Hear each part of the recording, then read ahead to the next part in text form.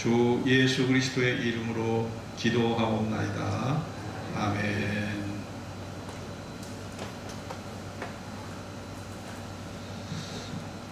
우리가 인생을 살아가는데 소소한 기쁨이 있어요. 먹는 기쁨. 사람이 먹는 거 참 좋아하잖아요. 또 여행의 기쁨. 이건 소소한 기쁨입니다. 또 마음에 맞는 친구와 우리가 대화를 나눌 때 이 대화의 기쁨이 있어요. 또 어렵게 5년, 10년 적금을 부어서 집을 장만했을 때 참 그 기쁨은 참 이루 말할 수가 없습니다.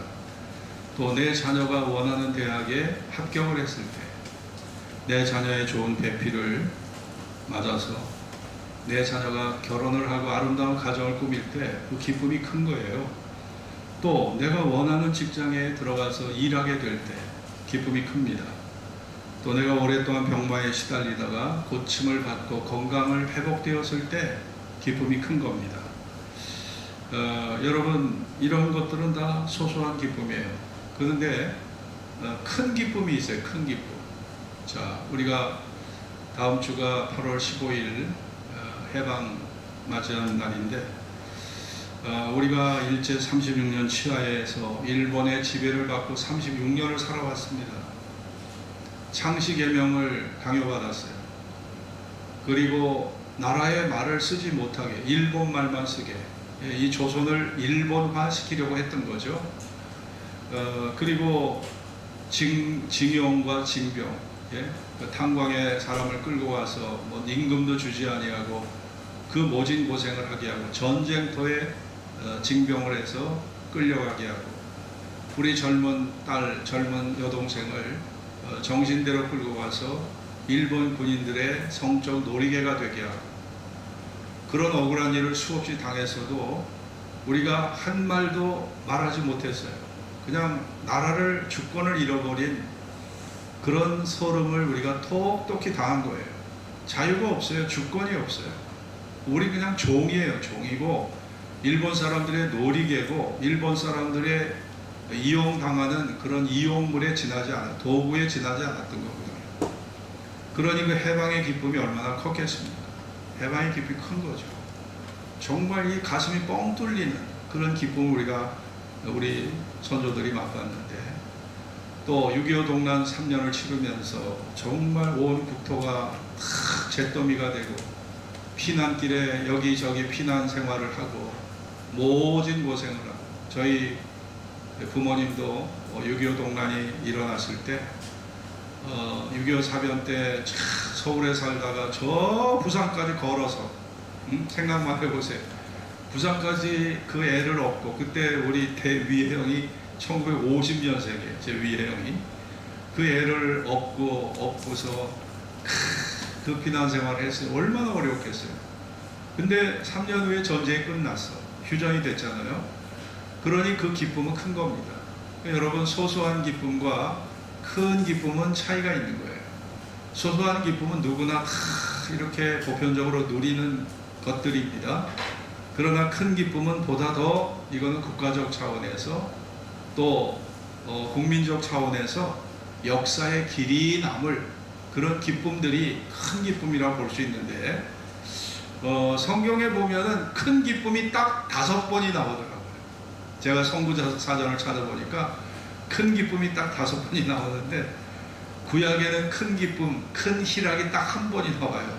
히스기야 왕 때 이 사람들이 무교절을 지킵니다. 7일 동안 무교절을 지키는데 하나님 앞에 히스기야 왕이 기도하기를, 하나님, 우리 백성들이 하나님의 율법을 제대로 잘 지키지 못하고 불완전한 모습으로 하나님 앞에 나왔을지라도 우리의 죄를 다 용서하시고 우리의 잘못을 다 씻어주시고 회복의 은혜를 달라고 간절히 기도했을 때 하나님이 그 기도를 들어주셨어요.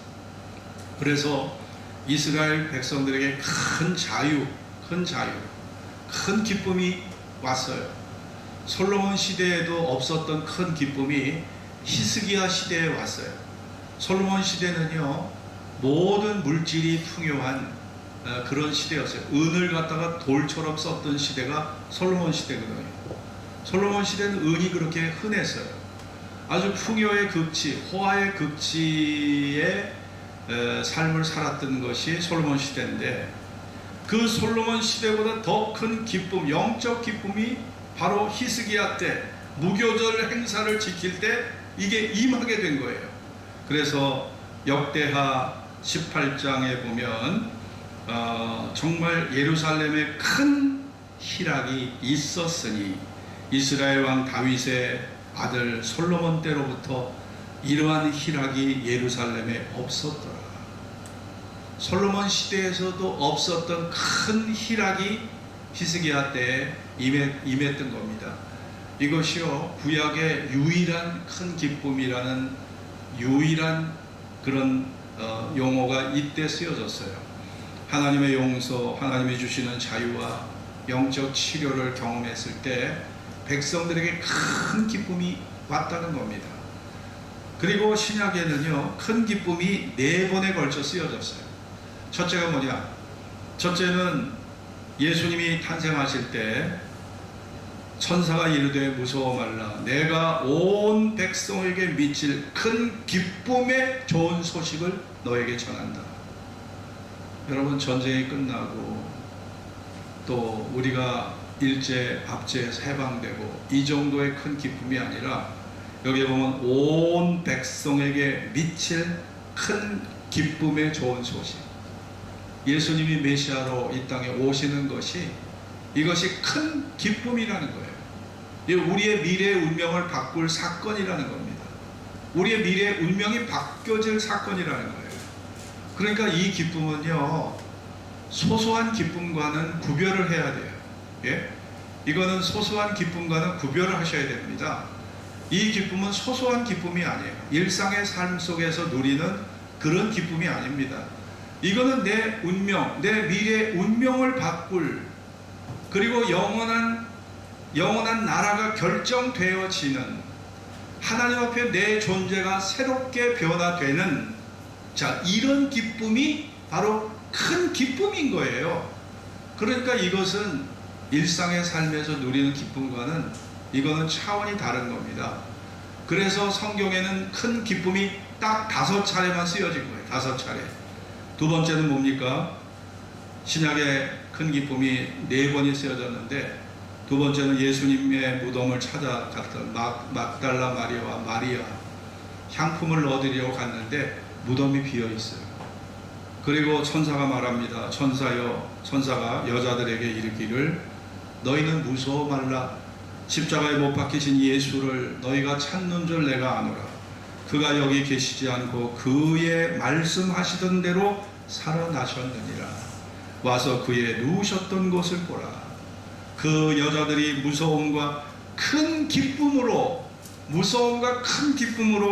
무덤을 빨리 떠나 제자들에게 알게 하려고 다름질할세.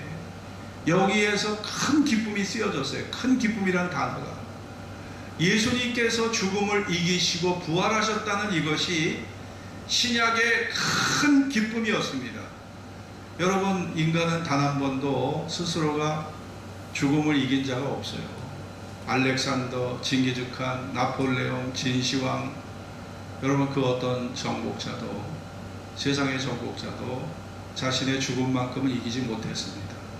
그런데 예수님은 죽음을 이기시고 3일 만에 부활하셨어요. 이것이 빈 무덤, 예수님이 부활하셨다는 이 소식이 바로 천사가 전한 큰 기쁨이었어요. 큰 기쁨. 이 소소한 기쁨이 아닙니다. 그러니까 여러분은 일상의 삶에서 느끼는 소소한 기쁨과 성경이 말하는 큰 기쁨을 여러분 구별할 수 있으셔야 돼요. 또 누가복음 24장에 보면 부활하신 예수님께서 승천하셨을 때 너희는 이 모든 일의 증인이라. 볼지어다 내가 내 아버지의 약속하신 것을 너희에게 보내리라 하시면서 누가복음 24장 52절에 보면 예수께서 저희를 데리시고 베다니 앞까지 나가사 손을 들어 저희에게 축복하시더니 축복하실 때에 저희를 떠나 하늘로 올라가시니 저희가 그에게 경배하고 큰 기쁨으로, 따라해 봅시다, 큰 기쁨으로 예루살렘에 돌아가 늘 성전에 있어 하나님을 찬송하니라. 자, 예수님의 승천이요, 예수님의 승천이 예수님을 따르던 제자들에게 큰 기쁨을 줬어요. 큰 기쁨을. 자, 예수님이 하늘로 승천하셨다는 건 뭡니까? 그분이 하나님의 아들로 인정되신 분이에요. 인정되셨다는 것을 말하는 것이고, 하늘과 땅의 권세를 갖고 계시다는 것을 의미하는 거예요. 그러니까 예수님이 승천하셨을 때 큰 기쁨이 저희들에게 임한 겁니다. 큰 기쁨. 이게 소소한 기쁨이 아니에요. 여러분이 뭐 좋은 집으로 이사하고 좋은 자가용 새로 바꾸고, 네, 뭐 결혼의 기쁨, 직장을 얻게 된 그런 기쁨이 아닙니다. 네? 이건 큰 기쁨이에요. 큰 기쁨. 또 사도행전 8장에 보면 빌립 집사가 사마리아 성에서 전도 활동을 벌릴 때 빌립의 말을 듣고 그리스도의 말씀을 전파할 때 사마리아 성 사람들이 빌립의 말을 듣고 표적을 보았어요. 그리고 그 복음의 말씀을 깊이 마음에 받아들였어요. 복음의 말씀을 받아들이고 그랬을 때 더러운 귀신이 쫓겨나갑니다. 그리고 많은 중풍병자와 안진뱅이가 나았을 때, 따라해 봅시다. 그 성에 큰 기쁨이 있더라.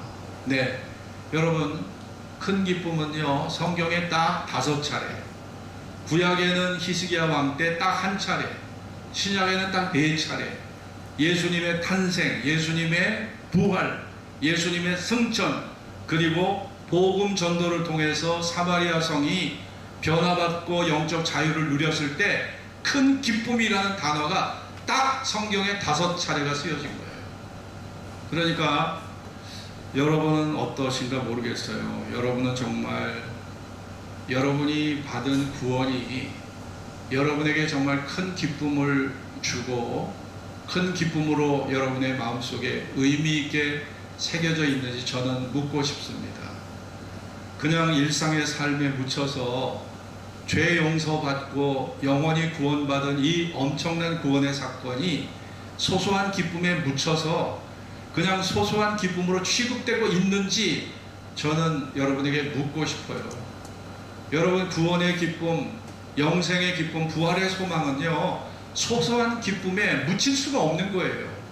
구별해야 되고, 여러분, 새로운 차원의 기쁨을 하나님이 여러분에게 주셨다는 것을 잊으시면 안 됩니다. 그 가치와 그 품격과 그 영원한 그 축복을 이 세상의 기쁨과 여러분이 동일시하면 안 되는 거예요. 그 기쁨을 구별해서 하나님이 내게 주신 이 구원의 기쁨은 세상에서 우리가 누리는 육신의 기쁨과는 차원이 다르다는 것을 여러분이 아시고 이 기쁨을 여러분의 마음속에 구별되게 받아들이셔야 될 줄로 믿습니다. 여러분, 오늘 본문 47절을 같이 읽읍시다. 시작. 사람이 내 말을 듣고 지키지 아니할지라도 내가 저를 심판하지 아니하노라. 내가 온 것은 세상을 심판하려 함이 아니요 세상을 구원하려 함이로라. 자, 저는 이 말씀이 우리에게 큰 기쁨을 주는 말씀이라고 저는 생각합니다. 사람이 내 말을 듣고 지키지 아니할지라도 내가 저를 심판하지 않겠다는 이 말씀이 여러분이 큰 기쁨을 가져야 될 이유가 되는 것입니다. 근거가 되는 것입니다. 사실 우리는 하나님 보시기에 하나님의 거룩한 말씀을 지킬 능력이 우리에게는 없습니다. 솔직히 없어요. 우리는 존재적으로 이기적인 존재적으로 우리는 자기 중심적 존재예요. 존재적으로 우리는 육체적 감각적인 삶을 살아가는 그런 존재입니다. 또 세상의 악한 영향력을 우리가 벗어날 수가 없어요. 그것이 우리가 존재적으로 거룩하다는 개념과 전혀 어울리지 않는 존재라는 걸 말해주는 것이에요. 그런데 주님께서 오늘 사람이 내 말을 듣고 지키지 아니할지라도 내가 저를 심판하지 않겠다. 이거는요, 우리가 왜 큰 기쁨을 마음속에 가질 수 있는지의 근거를 제시하는 말씀입니다. 여러분, 엄청난 희소식, 큰 기쁨을 얻게 할 희소식이 바로 이 말씀입니다. 이것은 우리에게 율법에서 자유를 주시는 거예요. 율법에서 자유를 주시는 거고, 내가 너희를 행위로 구원하지 않겠다. 우리의 구원은 행위적 구원이 아니라는 거예요. 행위적 구원, 양심이 순결해서 구원받는 것이 아니라 예수를 믿는 그 믿음으로 우리를 구원하시겠다는 위대한 주님의 은혜의 선포가 이 말씀에 들어있는 겁니다. 덴마크의 철학자 키에르 케골은 인간 실존의 세 단계를 말했습니다. 첫째, 미적인 실존, 아름다움을 추구하고 인간 욕망을 따라 살며 감각의 노예가 되어 살아가는 단계. 제가 이번에 파리올림픽을 보면서 그 파리올림픽을 장식하는 그래픽 장식들이 얼마나 예술적으로 잘 디자인됐는지 전 보고 놀랐어요. 역대 많은 올림픽을 봤지만은 이번에 파리올림픽에서 보여줬던 그 미술적, 그 환경적인 요소가 참 훌륭하더라고요. 그래서 뭐 다른 거는 모르지만, 다른 건 모르겠지만 이렇게 그래픽으로 미술로서 예술적인 품격을 갖춘 파리올림픽에 대해서 저는 칭찬하고 싶습니다. 여러분, 인간은 미적인 실존이에요. 아름다움을 추구하고 인간 욕망을 따라 살고 감각의 노예가 돼서 살아가는 그런 단계가 있는 거예요. 두 번째는 윤리적 실존입니다. 윤리적 행위에 따라 살아가려는 단계. 이것은 불완전한 인간의 본성 때문에 반드시 실패로 끝나고 바리새인의 위선에 빠질 수밖에 없다. 이것이 키에르 케골이 우리에게 지적한 윤리적 실존입니다. 세 번째는 종교적 실존. 결국 하나님 앞에서 신앙의 결단을 통해 믿음으로 구원에 이를 수 있는 궁극적인 단계로 결국은 인간은 종교적 실존, 마지막 이 종교적 실존의 단계에 머무를 수밖에 없다는 거예요. 하나님의 은혜로만 온전해질 수 있다는 겁니다. 기독교가 말하는 인간 구원이란 하나님 앞에서 인생을 살며 지은 모든 죄를 용서받고 거룩한 하나님 앞에 서게 되는 것을 인간 구원으로 말합니다. 사람들은 인간이 구원받는 것은 착한 행실과 행위로 구원받을 수 있다고 생각을 해요. 남에게 악을 저지르지 않고 착하게 살면 죽음 후에 천국에 갈 수 있다고 생각을 합니다. 그러나 그것은 그릇된 착각입니다. 인간을 공의로 다스리시고 살아계신 거룩한 하나님은 완전한 분이에요. 하나님의 도덕적, 우리가 하나님 앞에 서는 길은 내가 도덕적, 윤리적, 율법적으로 내가 완전해서 서게 되는 게 아니라는 겁니다. 오직 하나님의 은혜, 하나님의 사랑 안에서만 인간은 구원을 얻을 수 있는 겁니다. 기독교의 구원은, 따라해 봅시다. 기독교의 구원은 행위의 결과물이 아니다. 여러분, 기독교의 구원은 행위적 결과물이 아니에요. 오직 하나님의 일방적인 선물입니다. 너희가 그 은혜를 인하여 믿음으로 말미암아 구원을 얻었나니 이것이 너희에게서 난 것이 아니요 하나님의 선물이라. 에베소 2장 8절에서 말씀하고 있지 않아요? 여러분, 예수님 당시 구원받은 사람들 중에 선두주자가 있어요. 그 선두주자, 구원을 경험한 처음 맛본 사람들이 누구냐? 바리새인, 서기관들, 그리고 제사장들, 유대인의 영적 지도자들이 아니었다는 거예요. 가장 성경도 많이 알아요. 가장 율법을 스스로 잘 지켜왔다고 자부하는 바리새인과 서기관과 그리고 제사장이 아니라 오히려 세리와 창기와 강도가 오히려 먼저 구원을 받았어요. 먼저 구원을 받았습니다. 여러분, 이것은 하나님께서 하나님의 구원이 행위의 결과물이 아니라 일방적인 하나님의 선물이라는 것을 세리와 창기와 강도의 구원을 통해서 우리에게 보여주신 사건입니다. 그렇기 때문에 우리가 그것을 주목해야 되는 거예요. 여러분, 왜 우리에게 구원이 중요할까요? 왜 인간 구원이 중요할까요? 이 땅에서 내가 영원히 살려고 해도, 영원히 행복하게 살아가려고 해도 반드시 떠나야 돼. 죽음을 통해서 반드시 떠나야 돼. 이별을 해야 돼. 참, 이게 인간의 운명이에요. 이거는 아무도 부정할 수가 없어. 아무도 예외가 없어요. 그러니까 이게 우리에게 두려움을 주는 겁니다. 피할 수 없는 죽음이 인간의 운명입니다. 암 전문 의사도 보니까 암에 걸려 죽더라고요. 교통경찰도 교통사고로 죽는 사람이 꽤 많아요.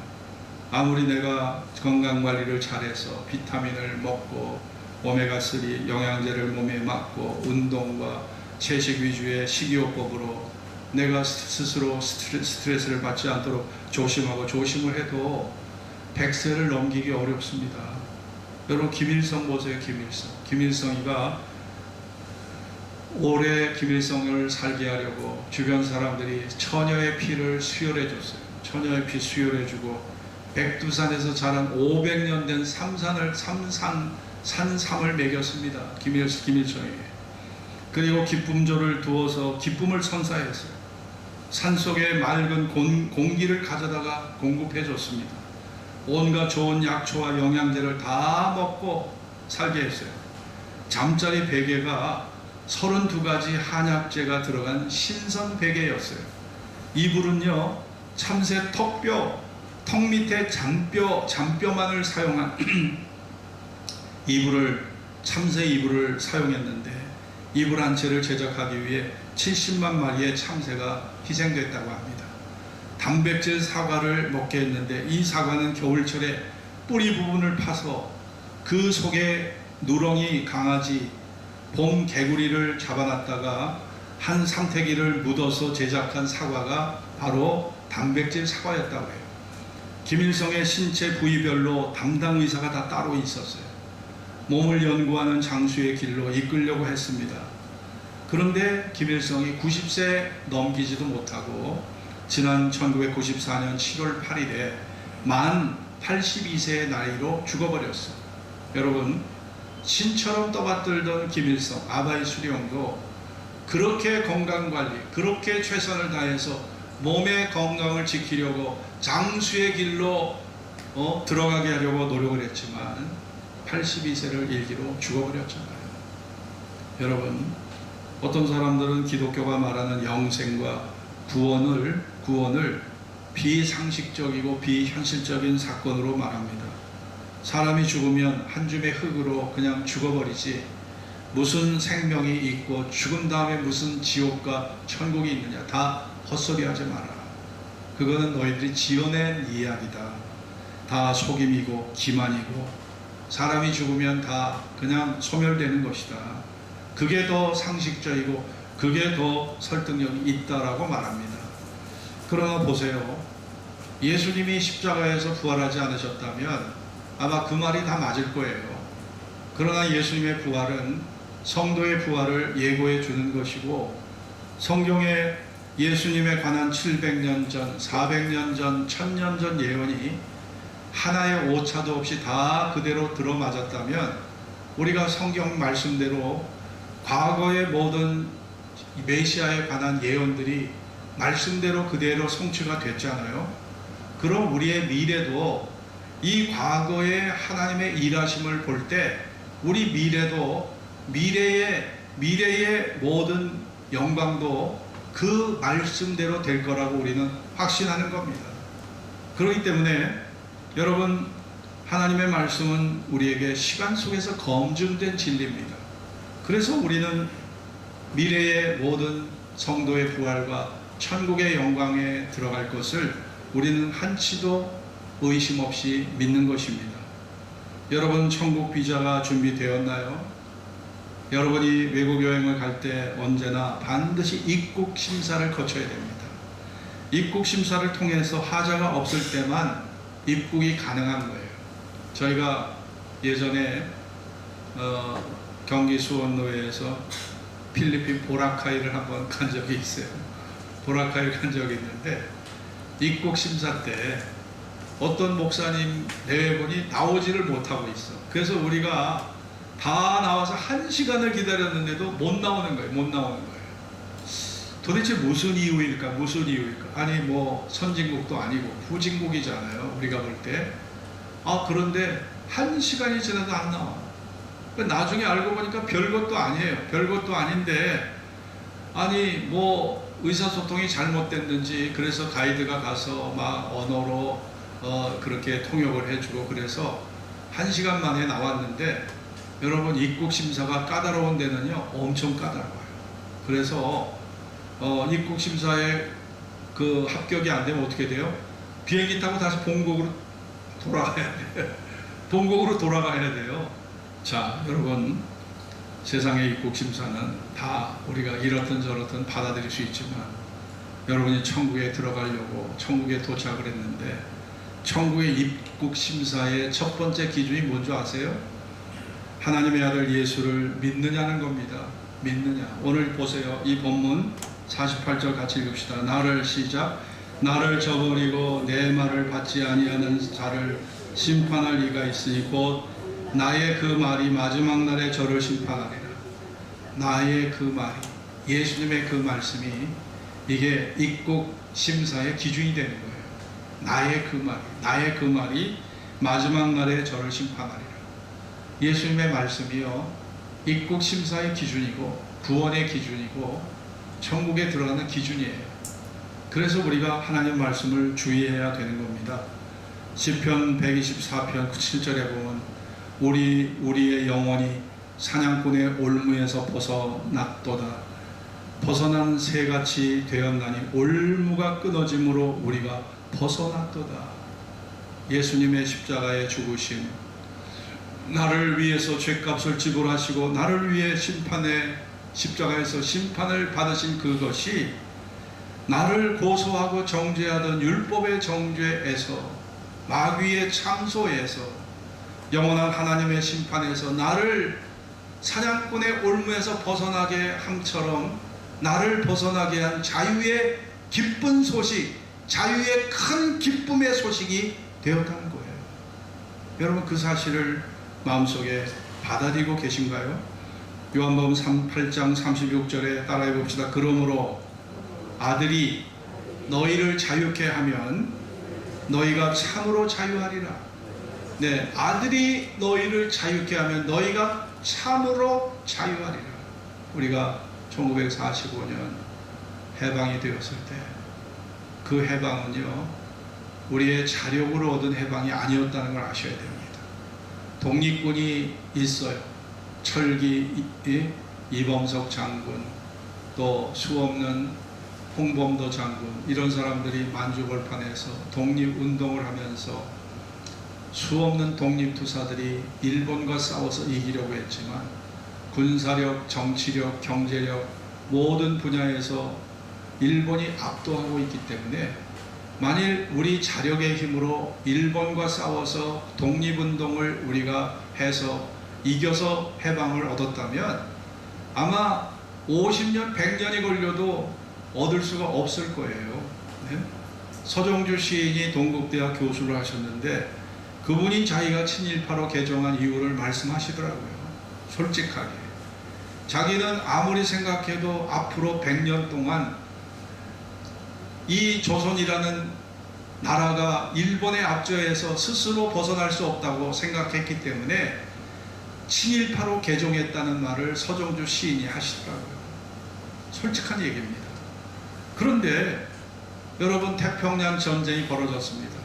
일본이 하와이 침공으로 태평양 전쟁이 벌어졌고 과달카날 전투, 오키나와 전투, 그 다음에 괌, 사이판 전투, 여러분 태평양 섬들을 하나하나 정복해가는 바로 미군과 일본과의 싸움을 통해서 그리고 1945년 나가사키와 바로 히로시마에 원자폭탄이 투하되면서 무조건적 항복을 이끌어냈던 미국의 힘에 의해서 강대국의 힘에 의해서 대한민국의 1945년 해방이 온 거예요. 우리 자력이 아닙니다. 이거 타력에 의해서. 이 기독교의 구원과 우리 대한민국 해방이 동일한 거예요. 우리의 이 구원이 내 내부의 힘에 의해서, 내 의지와 내 도덕과 자기의 의에 의해서 내가 구원받은 게 아니라 타력, 예수님의 힘에 의해서, 외부의 힘, 메시아 예수의 힘에 의해서 내가 구원을 받는 겁니다. 대한민국의 해방과 우리 개인의 구원이 이런 동일한 특성을 갖고 있다는 걸 아셔야 돼요. 우리가 자력의 힘으로 8.15 해방 맞이한 거 아닙니다. 미군의 힘에 의해서 우리가 자유를 얻게 된 거나 똑같아요. 이게 우리의 구원이 똑같은 겁니다. 여러분, 오늘 본문 다시 읽읍시다. 47절 사람이 시작. 사람이 내 말을 듣고 지키지 아니할지라도 내가 저를 심판하지 아니하노라. 내가 온 것은 세상을 심판하려 함이 아니요 세상을 구원하려 함이로라. 할렐루야. 여러분, 이 사실을 잊으시면 안 됩니다. 여러분, 무엇에서 큰 기쁨을 여러분 얻고 계신가요? 소소한 생활의 기쁨과 내가 하나님의 말씀을 믿고 예수를 믿어 구원받은 큰 기쁨과는 구별하셔야 돼요. 이 큰 기쁨이 여러분 생활 속의 소소한 기쁨과 묻혀서 그 빛깔과 그 의미가 퇴색되지 않도록 여러분 이 큰 기쁨을 구별하셔야 합니다. 큰 기쁨을 여러분의 마음속에 의미 있게, 여러분 중심에 의미 있게 이 큰 기쁨을 받아들이셔야 되는 거예요. 그래야 여러분이 이 구원을 아름답게 여러분이 지켜갈 수 있는 겁니다. 필립이 안시는 말하기를 십자가에는 강하신 하나님께서 스스로 약해짐으로 죽음의 고통을 스스로 흡수해버린 신비한 사랑이 흐르고 있다라고 그렇게 말해 주었습니다. 여러분, 내 말을 듣고 지키지 아니할지라도 내가 저를 심판하지 않겠다. 하나님이 오늘 우리에게 주시는 기쁨은 일상 속의 소소한 기쁨이 아닌 내 미래의 운명이 바뀌게 될 큰 사건이고, 이 큰 기쁨이라는 것은 내 미래의 운명을 새롭게 하는 큰 사건이었다는 것을 기억하셔야 합니다. 저주가 축복으로 변하는 사냥꾼의 올무에서 내가 영원한 자유를 얻는, 죽음이 아닌 생명으로 이 땅에 제한된 육신의 삶이 아니라 영원한 신령한 하늘나라 차원의 삶을 살게 되는, 부활의 영광에 이르게 되는 이런 새로운 세계, 새로운 길, 새로운 역사가 예수님의 약속으로 말미암아 내게 임했다는 것을 우리가 기억하면서, 여러분 이 큰 기쁨이, 이 영적 큰 자유와 기쁨이 여러분의 마음속에 비중 있게 여러분 중심 속에 비중 있게 이 큰 기쁨이 여러분 마음속에 자리 잡을 수 있기를 주의 이름으로 축원합니다. 기도하겠습니다. 예수님이 이 땅에 오셔서 나를 위해 죽으시지 않으셨다면 여러분 미래의 운명은 절망입니다. 여러분에게는 희망이 없는 거예요. 그러니까 가브리엘 천사가 온 백성에게 미칠 큰 기쁨의 좋은 소식을 바로 그 천사들을 통해서 우리에게 알게 한 겁니다. 여러분 이 큰 기쁨, 큰 기쁨, 여러분 우리가 해방이 된 것도 독립투사의 능력, 그들의 힘에 의해 된 거 아니에요. 미군의 힘에 의해서 원자폭탄이 나가사키와 히로시마와 나가사키에 투하됨으로써 여러분 무조건적 항복을 받아내므로 여러분 그 사람들이 모든 주둔지에서 무조건적 철수를 함으로써 해방이 하루아침에 이루어졌어요. 일본의 지배에서 100년을 우리가 지배받을 거라는 서정주 시인, 그 당시에 지성인의 판단도 틀려버린 겁니다. 우리의 구원이 우리 대한민국 해방의 사건과 다르지 않아요. 여러분 스스로 자력의 힘으로 구원받는 거 아닙니다. 타력의 힘, 하나님의 아들 예수의 힘과 능력과 생명의 능력으로 구원받은 것입니다. 여러분 중에 아직 예수 믿지, 예수를 인격적으로 영접하지 않으신 분들, 오늘 이 말씀을 듣고 예수를 여러분의 생명의 구주로, 여러분의 미래를 맡길 그런 나의 영혼의 주인으로 그분을 모시고